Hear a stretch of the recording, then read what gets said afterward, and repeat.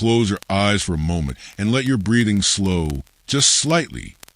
Let the noise of the world fade to the edges of your mind. Allow yourself to step into a story that has traveled through centuries, quietly, patiently waiting to be heard. This is not the story of something destroyed or something that never existed. This is a story of something that may have existed and then simply disappeared. The gospel, not burned, not broken, but quietly removed from sight. And this story begins not on a battlefield, not in a desert, but in a vast, silent archive that few human beings are ever allowed to enter. The idea of a missing gospel does not come from fantasy. It comes from gaps, from silences, from catalog entries that stop mid-sentence, from correspondence that references a book, but never describes it. To understand this mystery, you must first accept a strange truth about history. The past is not made only of what survived. It is shaped just as strongly by what vanished without explanation. Somewhere between what was written and what remains, there lies a shadow space. And it is in that shadow that this story lives. Long before the name Vatican Archives carried any sense of mystery, it was simply a place of necessity that a living institution must remember itself. It must store its letters, preserve its decisions. Archive its conflict. In the earliest centuries, these documents were not seen as secrets. They were records, practical, ordinary, but as centuries passed, the collection did not grow only in size. It grew in sensitivity. Some documents recorded moments of doubt. Some captured internal disagreements. Some preserved voices that did not survive public debate. And slowly, naturally, a divide emerged between what could be shared and what would be kept. The archives did not begin as a forbidden chamber. They began as shelves in quiet rooms watched by careful hands. But time turned those rooms into corridors, corridors into wings, wings into labyrinths, labyrinths of parchment, ink, and decisions that shaped the lives of millions. Each new century added weight. Each new conflict added complexity. And with every addition, the need to control access became stronger, not to hide, but to manage. Prevent chaos. Yet the management of knowledge is never neutral. Where information is stored, power gathers. Where power gathers, fear eventually follows. Fear of misunderstanding, fear of misuse, fear of upheaval. These fears did not create darkness, but they did create layers. Layers of approval, layers of authority, layers of silence. By the age of modern scholarship, the Vatican's archives were no longer merely a library. They were a system, not a living structure of permissions and prohibitions, of questions allowed and questions deferred. And within systems like this, something very human always happens. Not everything is lost by accident. Some things are lost by decision. The idea of a disappeared gospel does not claim a book was torn apart or thrown into fire. That would leave a trail. Fire leaves ashes. Destruction leaves memory. This story moves through a quieter process, a slower one, that a gentler disappearance of manuscript labeled incorrectly to a shelf, relocated, a catalog updated, a request denied. Not a dramatic vanishing, but a bureaucratic one. And that is far more difficult to trace. Because what cannot be seen cannot be argued over. What cannot be named cannot be requested. What cannot be requested quietly fades into absence, without violence, without noise, without witnesses. This is why the Vatican archives matter. They are not simply a storehouse. They are a structure designed to decide what remains visible and what is not. Over time, the archives developed a rhythm. Document arrived. Documents were categorized. Documents were copied. Some were sealed. Some were moved. Some were placed beyond easy reach. This wasn't malicious. It was organizational. It was protective. But protection, when applied to ideas, can look very much like disappearance. The Vatican archives are not a single room. They are not a chamber of secrets. They are a world beneath a world. Shelves stretching beyond comfortable imagination. Cabinets layered by centuries of decisions. Catalogs written in codes, understood only by trained hands. Each generation of archivists inheriting the choices of the generation before, rarely questioning what had already been labeled as settled. And it is inside such a system that a gospel could fade without anyone needing to lie. Because silence does not require conspiracy. Only time, only procedure, only the quiet closing of a door that is never reopened. By the 15th century, the Vatican had become more than a spiritual center. It was the intellectual heart of Europe. Scholars from distant lands dreamed of entering its libraries. Thinkers came searching for ancient wisdom. The collection expanded aggressively. Pagan philosophy set beside Christian theology. Forbidden texts were not always destroyed. Many were preserved quietly, carefully, locked away, not to disappear from history, but to be controlled by it. This created a paradox. The institution charged with preserving sacred truth also became the institution that decided which truths were safe to touch. The Vatican archives grew not like a chaotic horde, but like a disciplined empire. Everything received an identity. Everything received a place. Everything received a boundary. And once boundaries exist, crossing becomes an act of risk. Only the most trusted scholars were allowed to cross, only for short periods, only under supervision. And here lies the possibility that fuels the entire mystery. If a controversial text entered the system, it would not be destroyed in rage. It would be renamed, reshelved, recategorized, not erased, but rendered unfindable. This is not a story about villains. It is a story about systems, about how institutions survive, about how silence can become a structure, and about how a gospel, a fragile collection of words and ink and prayer, could slip into that structure and stop being visible while never truly being gone. At this point, we are not yet asking what the gospel said. We are not imagining forbidden teachings. We're only asking something quieter, something more unsettling. If such a book entered the system, how would anyone ever know it disappeared? Because disappearance inside a labyrinth does not look like loss. It looks like order. It looks like organization. It looks like control. And in the next part of the story, we will move closer to the world where multiple gospels existed at once, where truth was not yet a single voice, and where the idea of missing texts first began. In the earliest days of Christianity, there was no single storied and approved version and carefully bound book. There were only voices, people speaking from memory, people repeating stories they'd heard from others who claimed to have seen something holy. Truth traveled through breath, not paper. It moved through crowded rooms, dimly lit houses, roadside gatherings, and whispered conversations.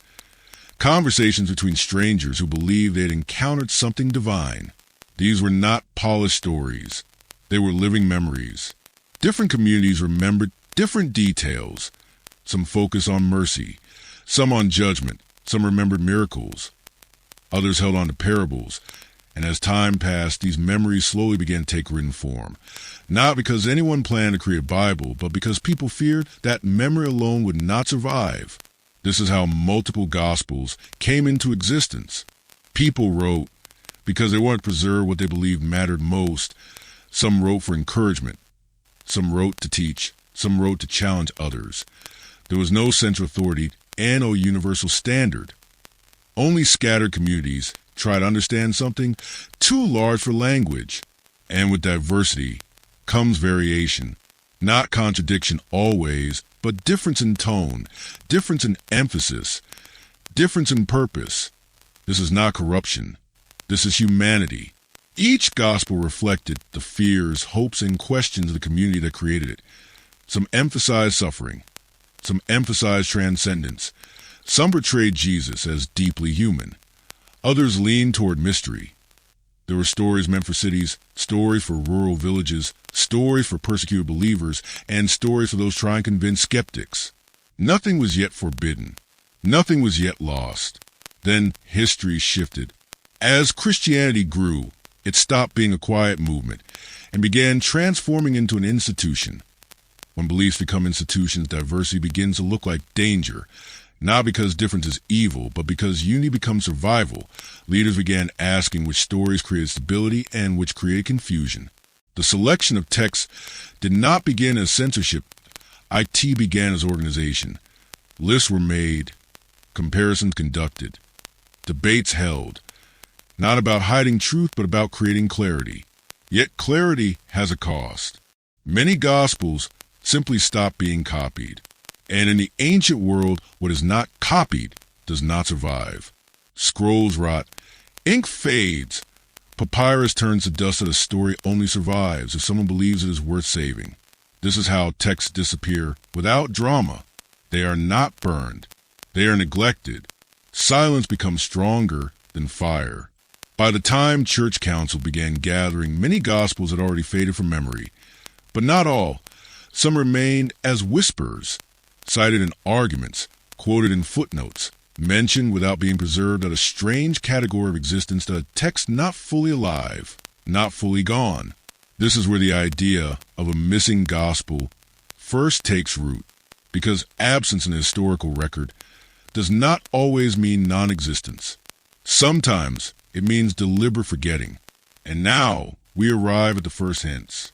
Not legends, not myths, but subtle traces left behind by careful hands. Ancient catalog records, church correspondence, library notations that reference the book but never explain it.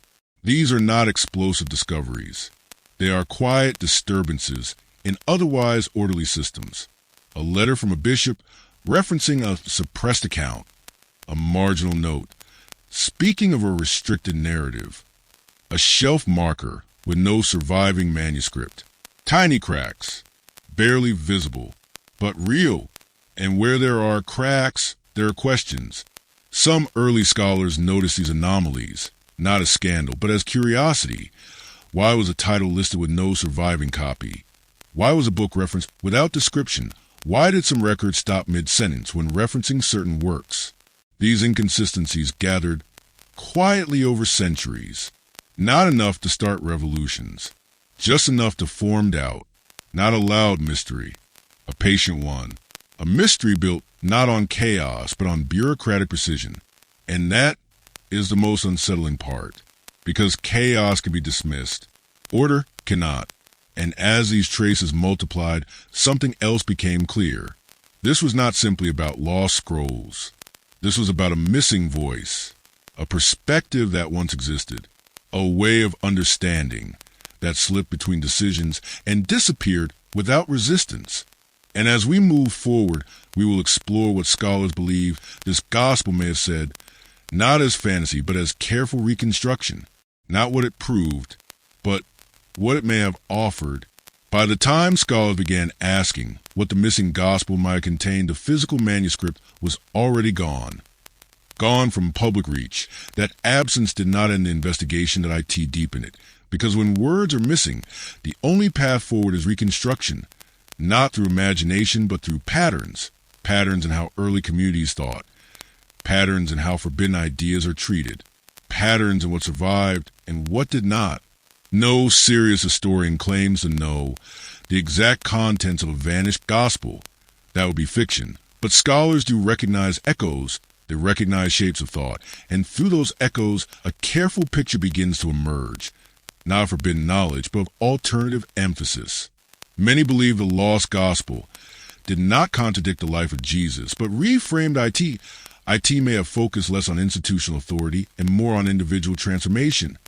Less on hierarchy and more on inner awakening. Not radical, just quieter. And sometimes quiet ideas are the most threatening ones. Where canonical texts move towards structure and roles and formal teachings, this lost voice may have leaned towards solitude, reflection, and personal encounter. IT may have encouraged the idea that sacred understanding did not require permission. Not rebellion. Not denial, just independence. That alone could make a text uncomfortable, not because it attacked the church, but because it loosened its grip. It may have emphasized that divine connection was not owned by anyone, not managed, not distributed, simply experienced. This kind of spirituality does not create chaos, but it does weaken control, and institutions, by their nature, survive on structure. A gospel like this would not be dangerous because it was false. It would be dangerous because it was free. The second layer of speculation centers not on rebellion, but on discomfort. Some scholars suggest the missing text may have softened sharp lines, the lines between sinner and righteous, may have emphasized compassion over judgment, may have told stories of Jesus that felt more human, more vulnerable, more accessible. This would not destroy faith, but it would change tone. It would move religion from authority to relationship. And for institutions built over centuries, this shift can feel destabilizing. Now we reach the deeper question. Why would such a gospel be dangerous? Because danger is not always about violence. Sometimes it is about power redistribution. If a text teaches that divine truth is internal, then it weakens the role of external control. If a text encourages listening inwardly, then it reduces dependence on institutionally approved voices. This is not a conspiracy. This is history. Every institution survived by balancing mystery and access. Too much access and reverence fades. Too much mystery and trust erodes. The missing gospel may have leaned too heavily toward access, and that shifts the center of gravity. There are historical precedents. Texts that encourage personal interpretation were often branded as destabilizing, not because they were heretical, but because they reduced central authority. And in periods of political instability, that was dangerous. Religion did not exist in isolation. It was tied to empires, T.O. King's T.O. social order. A gospel that promoted inner authority could not remain neutral in such systems. So it didn't have to be burned. It didn't have to be attacked. It just had to be moved, renamed, relabeled, stored in silence. That is enough. Now we turn toward those who dare to look for it. Not conspiracy seekers, not agitators, but scholars, quiet, methodical minds who followed small disturbances in the historical record, who didn't ask, what secret is being hidden, but instead asked something much more dangerous. Why doesn't this line up? And they followed the trail anyway. There are moments in history when the most dangerous people are not rebels, not revolutionaries, but quiet thinkers. Thinkers with patience and memory. The scholars who went looking were not searching for scandal. They were searching for alignment. They were the kind of people who noticed when a reference appeared too often to be coincidence and vanished too cleanly to be natural. These were archivists. Archivists who spent decades inside silent rooms comparing footnotes that no one else bothered to read. Historians who traced handwriting styles, ink ages, parchment sources. Linguists who could hear the accent of a text even when only fragments remained. They started with questions. So small they seem harmless. Why does this early catalog list a title that never appears again? Why do 3 writers from different regions describe a teaching that no surviving gospel contains? Why do references appear for a text but never the text itself? Each question felt insignificant. Together, they formed a pattern. One scholar noticed that certain early church letters quoted teachings that did not match any known gospel. Another found gaps in monastic inventories. Empty spaces where titles should have been a third trace of rumor from a 4th century writer who complained that some texts were being quietly withdrawn. None of them said conspiracy. They said inconsistency. They said anomaly. They said curiosity.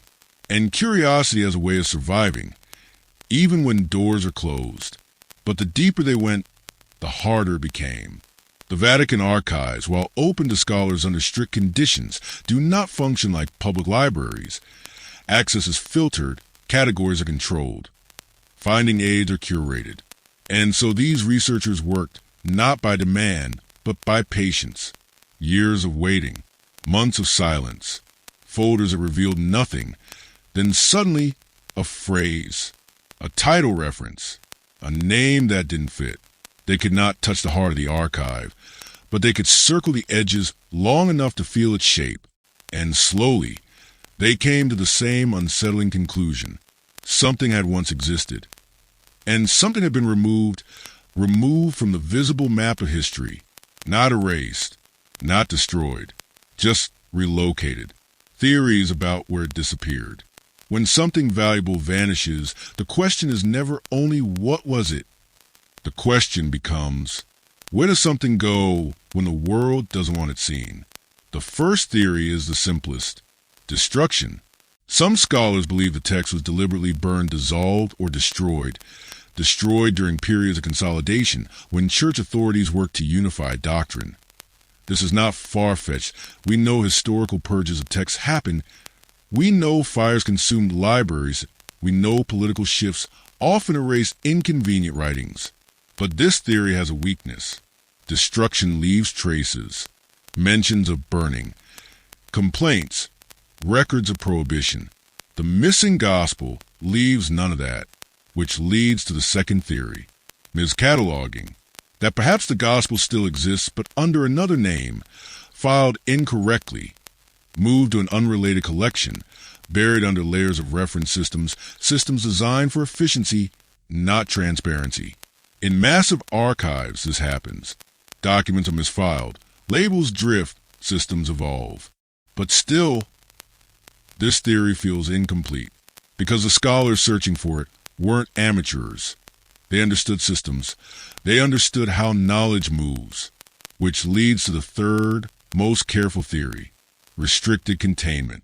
Not as myth, not as drama, but as bureaucracy. That the text was quietly reclassified, moved from public scholarly access into internal collections, not because it was dangerous, but because it was complicated. Institutions prefer clean narratives, and complicated texts disrupt clean systems.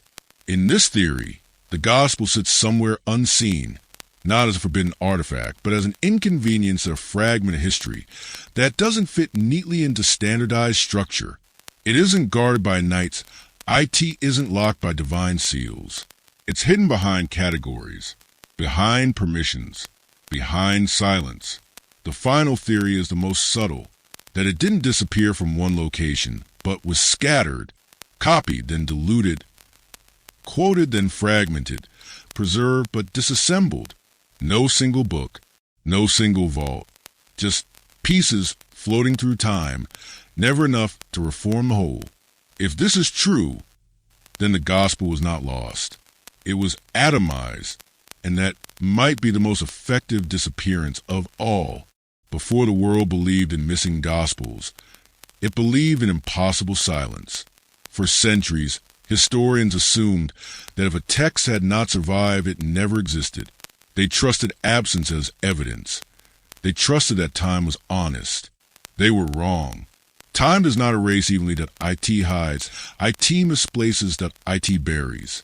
And sometimes it protects. In 1945, not through academic planning, but sheer accident, a discovery shattered everything. Everything we thought we knew. A farmer in Egypt struck something hard beneath the earth at 81st. He thought it was a stone, then a bone, then a sealed clay jar. Inside were books that should not have existed anymore. The Nag Hammadi Library, a collection of early Christian writings hidden in the sand. For over 1,500 years, entire gospels, teachings, prayers, texts that no one in the modern world had read before. The Gospel of Thomas, the Gospel of Philip, the Gospel of Truth. They were not rumors, not legends. They were real, and their existence proved something terrifying and beautiful. That history can be wrong for a very long time. Years later, the Dead Sea Scrolls deepen the wound. Thousands of fragments, ancient biblical manuscripts, preserved in caves, texts that predated previously known versions by centuries. Variations, missing verses, forgotten interpretations. Again, scholars had said these texts were lost forever. Again, they were wrong. These discoveries changed the question forever. The question was no longer, could a gospel be missing? It became, how many already were? These were not isolated miracles. They were warnings. Warnings that history is full of sealed jars beneath the sand, full of sealed caves and cliffs, full of sealed vaults in the world's most powerful institutions. If desert caves can preserve forbidden writings for a millennium, if dry clay jars can hold the breath of ancient authors, then why not stone vaults? Why not carefully controlled archives? Why not a library designed to outlive empires. The Vatican archives were not built for curiosity. They were built for endurance. If lost scriptures could survive in heat, dust, and war, they could survive in silence. And that changes everything, because silence is not evidence of absence. Silence is evidence of preservation. There's a kind of quiet that speaks louder than denial, not the quiet of ignorance, not the quiet confusion, but the quiet of precision. When asked about lost gospels, missing manuscripts, forbidden scriptures, the Vatican does not panic. It does not argue. It does not explain in detail. It simply rests in a carefully chosen stillness. Officially, the Church acknowledges the existence of non-canonical texts. IT does not deny them. IT does not erase them. IT recognizes them as part of the historical landscape. But recognition is not permission. Access is not invitation. Silence is not absence. Their public position is calm, controlled, polite. They say the archives exist for preservation, not curiosity, that fragile manuscripts require careful handling, that scholarship must be structured, supervised, guided, and perhaps that is true. But truth, when filtered through power, becomes elective. The Vatican does not say a lost gospel exists inside its walls. It also does not say it doesn't. Instead, it becomes an institution of partial answers, of careful wording, of statements that reveal enough to satisfy, but never enough to disturb. And that is where the mystery grows stronger. Because when an institution with centuries of preserved memory chooses not to speak, it is never because there is nothing to say. It is because words once released cannot be retrieved. Silence becomes architecture. Silence becomes policy. Silence becomes protection. And silence becomes haunting. There are no press conferences announcing what does not exist. There are no tours for what cannot be acknowledged. There is simply a door that remains closed. Chapter 11. If it were found today, what would change? Imagine a moment of stillness. A quiet room, that a sealed box, that a brittle fragment of ancient ink. A gospel no one has read in centuries. What would happen if it suddenly existed again? Not in rumor, not in theory, but in ink and paper and undeniable age. The change would not be loud at first. There would be no thunder, no collapse. It would begin as a tremor. In universities that I end, churches that I end hearts. Scholars would argue, not in anger, but in awe, because a new voice would have entered the oldest conversation humanity still holds. Believers would feel conflict, curiosity, fear, wonder, not because their faith was broken, but because it was suddenly deeper, more human, more layered, more alive. The danger of the gospel is not destruction. It is expansion. It would not erase what exists. It would add to it. In addition to institutions of certainty, it is far more terrifying than subtraction. History would have to stretch. Doctrine would have to breathe. Questions would have to be welcomed. And the most unsettling part? No one could unread it. Once a voice returns from silence, it cannot be sent back into shadow. That is why absence feels safer than discovery. That is why locked doors often feel more comfortable than open ones. But the world has changed. Curiosity no longer boasts authority, and time no longer hides truth forever. Close your eyes for a moment and sit with a thought that feels older than time itself. Somewhere in the world that existed before you were born, a voice was written down. It was not written for power. IT was not written for control. It was written because someone believed a truth should survive. That voice may still exist, not in legend, not in fantasy, but in fragile ink, resting in fragile hands, inside places that do not feel the pressure of time. The most unsettling part of this story is not that something might be hidden. It is that hiding has always been part of human history. Empires archive, religions preserve, institutions protect. And sometimes they decide what the world is ready to hear. The gospel that disappeared does not need to be found to matter, because its absence already speaks. It speaks in unanswered questions, I in debates that never ended, I in longing for a truth that feels just out of reach. The world is not disturbed by mysteries that are solved. It is shaped by mysteries that remain. And somewhere beyond locked doors and sealed walls, beyond catalogs with missing lines and shelves that disappear into shadow, there may be a story still waiting to be heard, not because the world is unworthy, but because the world is not finished asking. And until that final door opens, until that final fragment is read, the gospel does not disappear. It waits, in silence, in memory, and in the quiet place inside you where questions are born,